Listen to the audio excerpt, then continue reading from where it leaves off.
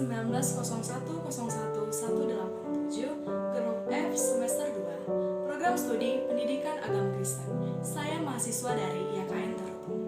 Adapun tujuan pembuatan video ini ialah untuk memenuhi ujian akhir semester dari mata kuliah Pak Majemuk yang diampu oleh Bapak Dr. Wilson Simanjuntak MPDK. Dalam video ini saya akan memaparkan materi tentang konteks pendidikan agama Kristen dalam masyarakat Majemuk. Masyarakat Majemuk adalah masyarakat yang terdiri dari berbagai macam karakteristik kebudayaan, baik perbedaan dalam bidang etnis, golongan, agama, tingkat sosial yang tinggal dalam suatu komunitas tertentu. Masyarakat Majemuk menurut para ahli, menurut Seta Basri, menjelaskan pengertian masyarakat Majemuk adalah masyarakat yang terdiri atas kelompok-kelompok masyarakat yang tinggal bersama dalam suatu wilayah, tetapi terpisah menurut garis budaya masing-masing. Kemajemukan suatu masyarakat dapat kita lihat dari dua variabel, yaitu yang pertama, kemajemukan budaya, yang kedua, kemajemukan sosial. Kemajemukan budaya dibentuk oleh indikator-indikator genetik, sosial atau ras, etnis, suku, budaya atau kultur, nilai, kebiasaan, bahasa, agama, kasta, ataupun wilayah. Sedangkan kemajemukan sosial ditentukan oleh indikator-indikator seperti kelas, status, ataupun power.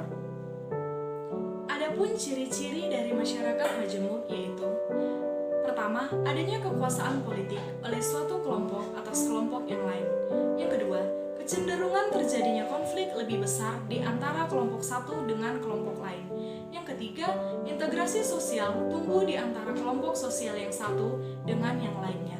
Yang keempat, adanya lembaga-lembaga sosial yang saling tergantung satu sama lain karena adanya tingkat perbedaan budaya yang tinggi. Yang kelima, kurang mengembangkan konsensus di antara para anggota masyarakat tentang nilai-nilai sosial yang bersifat dasar.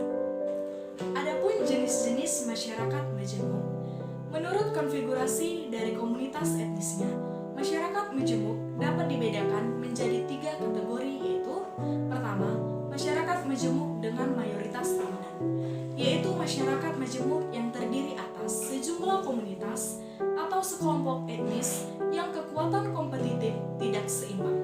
Yang kedua, masyarakat Majemuk dengan minoritas dominan, yaitu masyarakat yang antara komunitas atau kelompok etnisnya terdapat kelompok minoritas tetapi mempunyai kekuatan kompetitif di atas yang lain sehingga mendominasi politik ekonomi.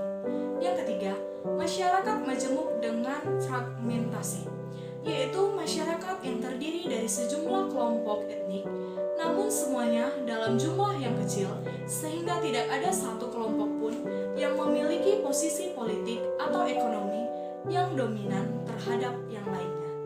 Beberapa sikap kritis yang harus kita kembangkan dalam menghadapi bentuk-bentuk konsekuensi sosial dari masyarakat, di antaranya adalah sebagai berikut. Yang pertama, mengembangkan sikap toleran. Dalam masyarakat Majemuk harus dikembangkan sikap toleransi atau sikap saling pengertian dalam menghadapi segala perbedaan dalam nilai dan norma, agama, kebudayaan, ras, suku, bangsa agar tercipta integrasi dalam masyarakat.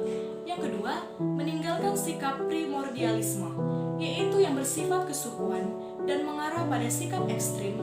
Sikap primordialisme, jika kita lihat secara positif, akan lebih memperkuat posisi kita dalam kehidupan bermasyarakat. Yang ketiga, mengembangkan sikap nasionalisme, yaitu sikap semangat mencintai tanah air dengan tulus akan membawa negara ini pada suatu persatuan, kesatuan, dan cenderung mengesampingkan segenap perbedaan yang selama ini menjadi perdebatan. Yang keempat, menyelesaikan konflik secara akomodatif, yaitu suatu gejala sosial yang wajar sebagai akibat interaksi sosial yang dilakukan oleh manusia di dalam masyarakat. Perlunya pendidikan agama Kristen dalam keberagaman agama dalam masyarakat Majemuk yaitu: pertama, adanya hubungan timbal balik antara pendidikan agama Kristen dengan masyarakat multikultural, yaitu pendidikan memiliki peran signifikan dalam membangun masyarakat multikultural. Sebaliknya, Masyarakat multikultural dengan segala karakternya memiliki potensi signifikan untuk keberhasilan dan fungsi pendidikan agama Kristen.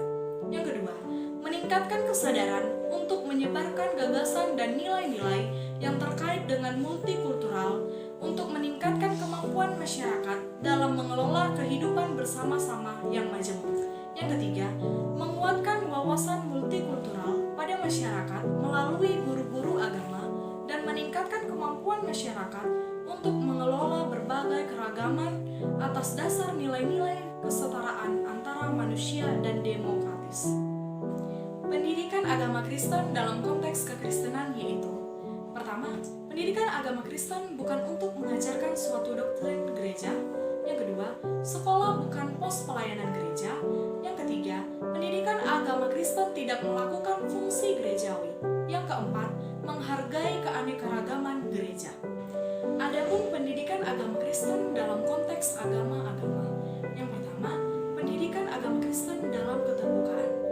Pendidikan agama Kristen memberi pengajaran iman yang menuju keterbukaan.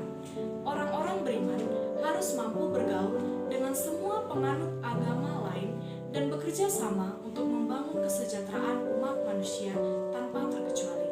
Yang kedua, penginjil. Penginjil merupakan perintah Kristus kepada semua orang percaya dan berlangsung secara terus-menerus. Penginjil itu harus pergi untuk menjadikan orang-orang lain menjadi murid Kristus. Baiklah, demikian pemaparan dari materi yang saya sampaikan, dan jangan lupa like, komen, dan subscribe. Sekian dan terima kasih. Shalom.